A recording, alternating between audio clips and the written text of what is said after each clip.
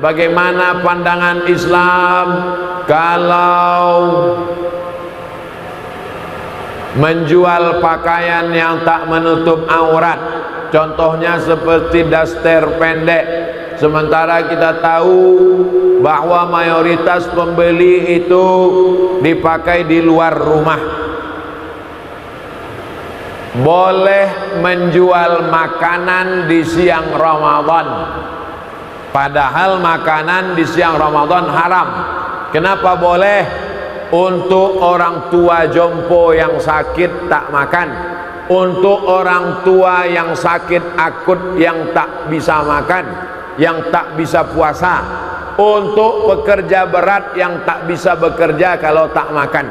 Kalau dapat dipastikannya, misalnya ibu punya catering, jualan di siang Ramadan, yang datang nih pekerja-pekerja tambang batu bara, kepanasan, dia bekerja, atau yang mau makan ini adalah satu rombongan musafir lewat jarak qasar sholat 89 km, maka catering ibu boleh membuatkan makanan. Kenapa?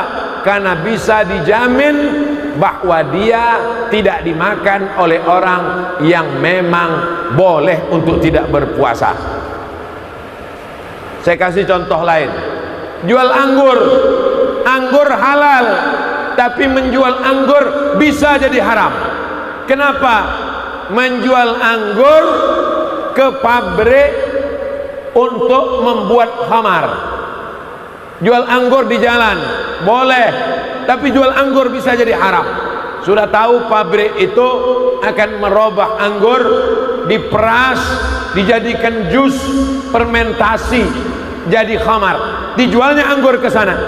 Maka perbuatan dia menjual anggur yang halal itu menjadi haram. Jadi ini mesti cerdas. Menjual nasi di siang Ramadan haram, tapi bisa jadi halal. Menjual anggur halal, tapi bisa menjadi haram. Nah, bagaimana dengan menjual daster tadi? Kalau dapat dipastikan bahwa yang membeli daster tadi berjilbab panjang, yang membeli daster itu berjilbab panjang, dibelinya daster, silakan jual. Kenapa? Karena dia tak akan pakai daster ini di luar rumah. Kalau ada mak-mak, ibu-ibu beli daster ke toko saya jual daster itu, saya tak ragu menjualnya. Kenapa? Karena dia pakai jilbab. Lalu daster ini dipakainya di mana? Dipakainya di kamar yang hanya ditengok oleh lakinya. Sekarang banyak orang pakai daster supaya ditengok laki orang, di kamar dia pakai jilbab pula. Nah, ini perempuan tak betul. Dari Pondok Tahfiz Yatim Du'afa, bagi yang mau membantu pembangunan silakan transfer ke bank syariah. Saya tak tahu nama pondok tahfiznya apa, nama rekeningnya apa. Nanti rupanya salah transfer, saya kena, habis saya. Kalau mau buat, tulis nama pondok tahfiznya apa, nomor rekeningnya atas nama siapa, nanti dibuatkan video. Coba jangan liar-liar begini, kena saya nanti. Giliran saya kena, kalian diam, tengok macam Habib Rizik. Bagaimana prinsip awal berdakwah di daerah minoritas? Ada ulama besar di Sumatera Utara. Waktu itu seorang sultan dari kerajaan Langkat, namanya Sultan Musa. Sultan Musa ini cinta kepada ulama, maka diundangnya lah ulama dari Riau. Ulama itu bernama Syekh Abdul Wahab Rokan. Rokan itu sudah jadi kabupaten di Riau, namanya Kabupaten Rokan Hulu. Ibu kotanya Pasir Pangarayan. Disitulah di Rokan Hulu itulah kampung Syekh Abdul Wahab Rokan. Lalu kemudian di kampung itu, kampung di Langkat itu, Syekh Abdul Wahab Rokan diminta nama, Tuan Syekh, apalah nama yang cocok untuk kampung ini? Maka kata Syekh Abdul Wahab Rokan, dipejamkannya matanya, nampaknya pintu Masjidil Haram, ku kasih nama kampung ini Babus Salam. Orang Melayu susah menyebut Babus Salam. Kau nak kemana? Besilam. Babus Salam. Tuan Syekh Abdul Wahab Rokan. Sekarang Tuan Syekh yang ke-12 cicit beliau Syekh Tuan Guru Dr. siapa? Zikmal Fuad, guru saya dulu di Pondok Pesantren Darul Arafah. Nah, beliau walaupun dilangkat di Sumatera Utara, mengirim dai-dai ke pedalaman Riau. Yang tak Islam di Riau itu namanya suku Sakai, orang tinggal dalam hutan tak Islam. Dikirimnya pengganti Tuan Syekh, kalau ada Tuan Syekh. Kalau Tuan Syekh tak bisa datang, dikirimnya penggantinya. Pengganti itu namanya khalifah. Pengganti Tuan Syekh tak bisa datang, Tuan Syekh karena sibuk, maka pengganti itu namanya khalifah. Khalifah pengganti. Makanya Nabi Muhammad meninggal digantikan oleh Khalifah Abu Bakar Siddiq. Khalifah artinya pengganti, maka digantikanlah oleh khalifah di sana. Masuklah khalifah itu ke dalam hutan untuk berdakwah. Bagaimana mursyid tarekat Naqsabandiyah berdakwah ke suku Sakai? Bukan dicabutnya pedang masuk Islam kalian. Kalau tak Islam kupancung kepala kalian. Tak begitu cara mereka. Masuklah khalifah ke dalam suku Sakai, lalu kemudian apa kata dia?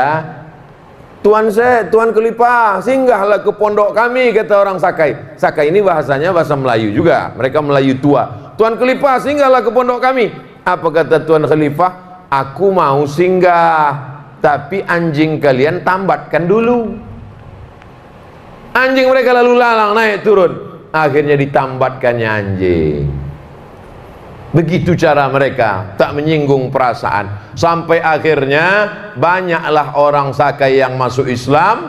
Lalu kemudian batin-batin, kepala suku Sakai itu namanya batin-batin, merasa terganggu stabilitas keamanan nasional Sakai. Ini suku kita akan musnah nanti kalau semua masuk Islam. Akhirnya ditantang mereka lah khalifah tadi.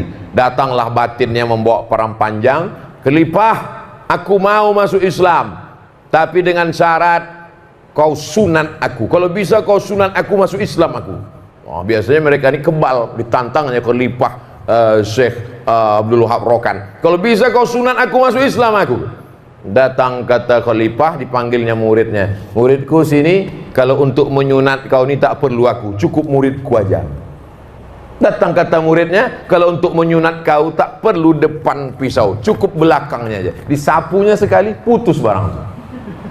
Itulah asal muasal masuk Islamnya suku Sakai. Ditulis cerita itu dalam sebuah buku yang ditulis oleh UU Hamidi, budayawan Riau, dicetak di Pustaka UIR Press Universitas Islam Riau. Judulnya Kontribusi Tarekat Naqsabandiyah dalam mengislamkan suku primitif suku Sakai. Jadi orang Sakai hampir semua sudah masuk Islam, ada sebagian yang tidak. Jadi mereka masuk Islam itu dengan cara yang lembut, dengan cara yang santun. Dukun-dukun, bomoh-bomoh, tergantikan profesinya dengan tuan mursyid, tuan khalifah dan mursyidin. Jadi menarik bagaimana pengislaman suku oleh tarekat Naqsabandiyah. Sesudah suku terasing tadi masuk Islam ke masjid, datanglah orang sekarang membid'ahkan tarekat. Orang tarekat mengislamkan yang tak Islam. Orang sekarang membid'ahkan, mengkafirkan pula tarekat. Betapa malunya kita dengan para tuan-tuan guru yang mengislamkan masyarakat tertinggal minoritas. Mahasiswa-mahasiswa, adik-adik, saya ingin ajak kalian, mahasiswa UIN, mahasiswa UIR, mahasiswa USU, mahasiswa WISU, mahasiswa Universitas Muhammadiyah, coba bangkitkan lagi khazanah bagaimana proses pengislaman suku terasing, termasuk kontribusi Al-Wasliyah dalam mengislamkan suku terasing yang ada di Provinsi Sumatera Utara. Andai kata kita mau mengkurbankan anak angkat, oh dipotong. Binnya kita pakai bin ayah angkat atau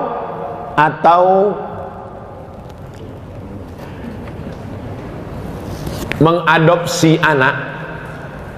Mengadopsi anak angkat itu baik apa enggak baik? Baik. Dulu ada nama program Orde Baru namanya GNOTA, Gerakan Nasional Orang Tua Asuh. Bagus.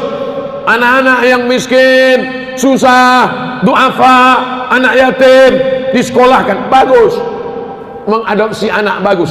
Tapi ada 3 yang dilanggar dalam ajaran Islam dalam adopsi anak. Yang pertama, anak angkat itu dipakai bin bapak angkat, nggak boleh. Zaid bin Muhammad, turun ayat, makana Muhammadun aba ahadim min rijalikum, Muhammad bukan bapak kamu. Nggak boleh panggil Zaid bin Muhammad. Nabi Muhammad punya anak namanya Zaid, dipanggil Zaid bin Muhammad. Turun ayat melarang, jangan panggil dia Zaid bin Muhammad, panggil dia ud'uhum li abaihim, panggil bapak kandungnya Zaid bin Harithah. Jadi jangan pakaikan akte nama kamu. Punya anak angkat perempuan namanya Fatimah, buat Fatimah binti Abdul Somad. Itu bukan anakmu Abdul Somad, ganti nama asli bapaknya. Siapa nama anak angkatmu itu yang kau adopsi? Bin Kardus. Bin Kardus. Rupanya dulu pas dia pulang habis sholat subuh, dapatnya anak itu dalam kardus di rumah. Kalau tahu nama bapaknya, kasih nama bapak. Kalau nggak tahu, bin Abdillah, anak hamba Allah. Hamba Allah. Jangan sampai nama bapak. Yang kedua, yang menyebabkan rusaknya anak angkat adalah si bapak angkat dengan anak angkat perempuan, si ibu angkat dengan anak angkat laki-laki yang tidak mahram, berdua-duaan. Istrinya pergi, suaminya pergi, dia sama-sama di rumah nonton TV, pakai daster, tidak pakai jilbab, lengannya pendek. Ketika ditanya, itu kan anak angkatmu? Sudah seperti anak saya. Itu kan anak angkatmu? Sudah seperti berapa banyak anak angkat nikah dengan bapak angkat. Berawal dari macam anak saya, macam adik saya, berakhir dengan macam-macam. Waspadalah, terutama ibu-ibu, waspadalah bu. Yang ketiga, yang menyebabkan rusaknya anak angkat, si bapak angkat menuliskan surat wasiat. Dia menikah, nggak punya anak, dia ambil anak angkat, dia tulis surat wasiat, semua hartaku kuserahkan pada anak angkatku, adapun saudara-saudara kandungku itu, sendal jepitku pun tak kukasih untuk dia. Tak boleh.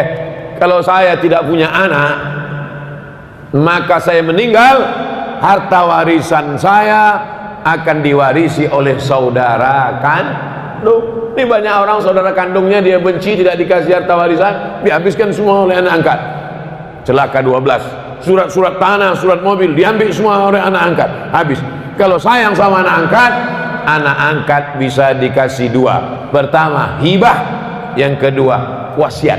Apa beda hibah dengan wasiat? Hibah dikasih ketika masih hidup, itu ruko yang di sana untukmu, ambil. Tapi kalau wasiat, itu ruko yang di sana untukmu, tunggu aku mati. Itu namanya wasiat.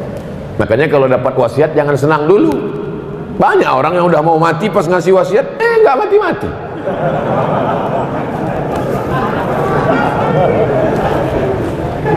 Ini untuk Masjid Jami Al-Mukarramah, pengurus sudah senang, alhamdulillah dapat rukun 3. Dia udah sakaratul maut. Begitu, gimana kabarnya? Sehat, mana udah pulang. Nggak jadi.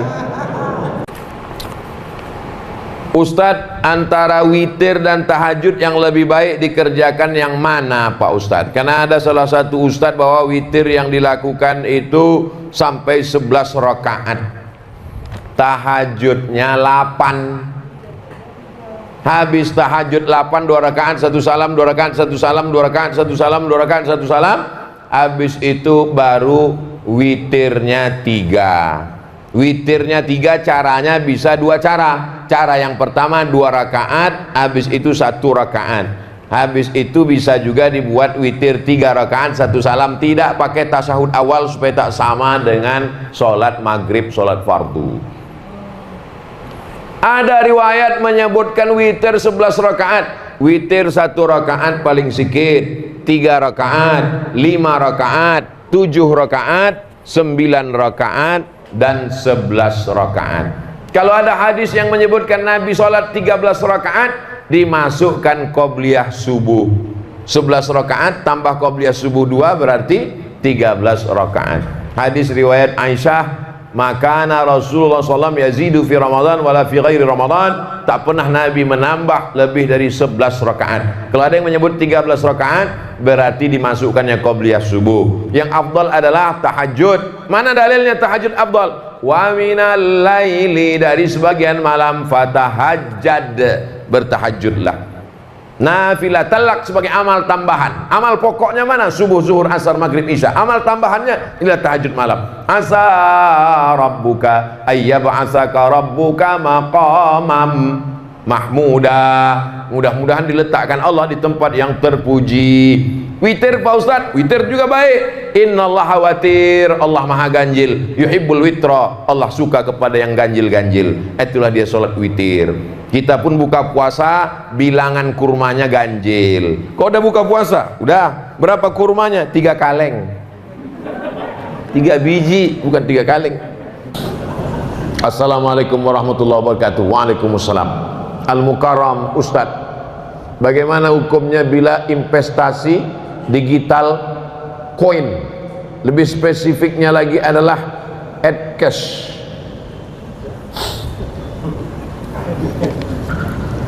Dulu awal-awalnya jual belinya, bapak punya padi, saya punya ikan. Ikannya ditukar dengan padi. Kamu mau ikan ini tukar dengan padi? Mau. Karena nggak mungkin dia makan beras nggak pakai ikan. Saya pun nggak mungkin makan ikan nggak pakai nasi. Maka kita tukarlah. Ikan saya bagi 2, beras kamu bagi. Akhirnya setuju. Maka jual beli ini disebut dengan barter, bukan barcode. Ini yang paling tua, namanya barter.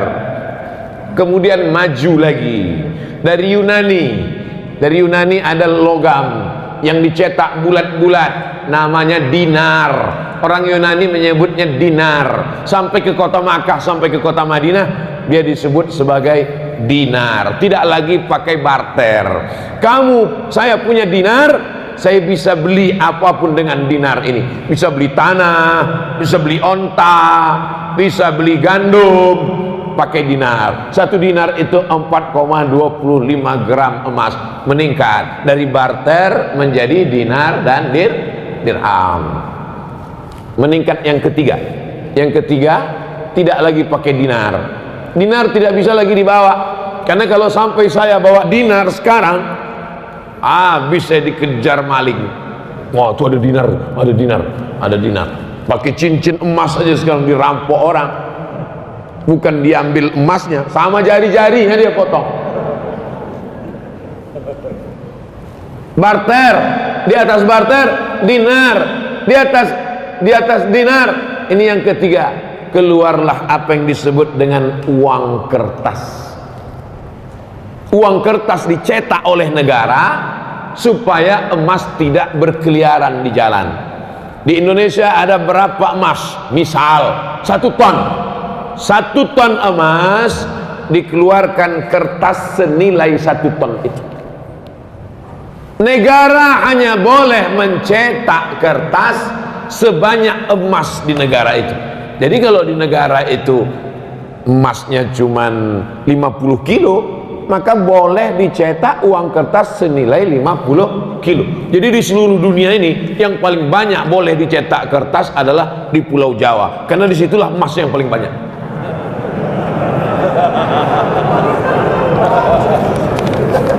Lalu kemudian Amerika mencetak kertas lebih banyak dari emas yang ada di negaranya. Ini yang pertama kali melanggar di dunia ini, Amerika. Dia cetak kertas, ternyata nilai emasnya tidak sebanyak itu. Di Amerika itu emas tidak terlalu banyak. Kenapa sekarang emas paling banyak di Amerika? Bukan dari tanah Amerika. Emas itu dibawa dari Papua, karena dia punya perusahaan di Papua. Dia sedot emas itu dia bawa. Lalu kemudian Amerika melanggar itu. Dia cetak kertas banyak-banyak, emasnya tidak sesuai dengan itu. Tapi karena dia punya kekuasaan, dia menguasai dunia, akhirnya boleh negara mencetak uang kertas walaupun tidak senilai dengan emas yang ada di situ. Sudah 3: barter, dirham, dinar, kertas. Sekarang puncaknya yang keempat, ini yang disebut dengan duit digital money. Produknya banyak, macam-macam, sama dengan uang kertas, namanya uang kertas, tapi ada rial, ada ringgit, ada rupiah. Nah sekarang yang keempat ini digital money crypto. Jadi macam-macam dia, duitnya nggak ada. Kalau kertas tadi masih ada kertasnya, ini kertas, yang ini digital money, uangnya tuh di alam gaib, nggak ada, tapi dia punya, adanya cuman di handphone, cuman di laptop, disimpan di suatu tempat. Maka kesepakatan pertemuan ulama di Universitas Darussalam Gontor Ponorogo, ketemulah di situ pakar-pakar ekonomi Islam. Kesepakatannya 2. Yang pertama, sebagai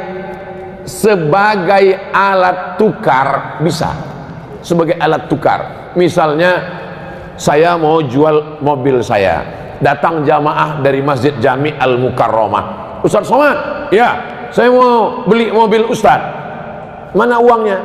Uangnya di alam gaib Ustaz, saya pakai uang digital sebagai alat tukar. Kalau saya mau, boleh, saya terima uang digital kamu, ini kirim ke sini, saya simpan di akun ini, boleh sebagai alat tukar. Tapi sebagai alat investasi sebaiknya tidak. Kenapa sebaiknya tidak? Karena nilainya tidak stabil. Uang kertas saja pun nilainya tidak stabil. Uang kertas mengalami resesi, uang kertas mengalami apa yang disebut dengan nilainya tak sama, jatuh. Harga kambing zaman Nabi dengan zaman sekarang pakai uang dinar sama, karena emas itu stabil. Makanya orang sekarang berbondong-bondong menyimpan emas. Emas tetap naik. Emas dulu 1 gram 500.000, sekarang emas sudah 1 juta. Nanti berganti zaman, berganti, sedangkan uang. Makanya kalau ada orang minjam uang, saya pinjam uang kamu 100.000 tahun 2020, dibayar tahun 2030 dengan 100.000, mau apa enggak? Saya enggak mau, karena dalam 10 tahun itu terjadi inflasi, nilai uang itu jatuh. Tapi kalau emas tidak jatuh, emas stabil. Nah, jadi ada satu usaha mau mengembalikan umat Islam ini kembali pakai emas, pakai mata uang emas. Kalau Eropa bisa pakai satu mata uang euro, umat Islam juga bisa pakai mata uang emas, dinar. Bisa atau tidak bisa? Bisa. Tapi umat yang paling bisa disatukan ini umat Islam. Tuhannya berapa? 1. Qul huwallahu ahad. Nabinya berapa? 1. Asyhadu anna Muhammadan Rasulullah. Kiblatnya berapa? 1. Orang Islam sholat arahnya di dunia ini cuma 1. Tapi yang paling sulit disatukan umat Islam. Subuh aja udah kelai. Satu pakai kunut, satu enggak kunut. Satu pakai usolli, satu enggak. Yang satu telunjuknya gini, yang satu gini-gini. Betul. Nah, makanya kita jaga persatuan. Masalah sepele-sepele ini jangan sampai merusak persatuan. Kesimpulannya, money crypto, uang digital sebagai alat tukar oke, tapi sebagai investasi, beberapa pemain money crypto kehilangan uang. Bapak Ibu ikut tak berita si fulan artis terkenal kehilangan uang digital karena kehilangan karena sebagai alat investasi. Nah ini paham?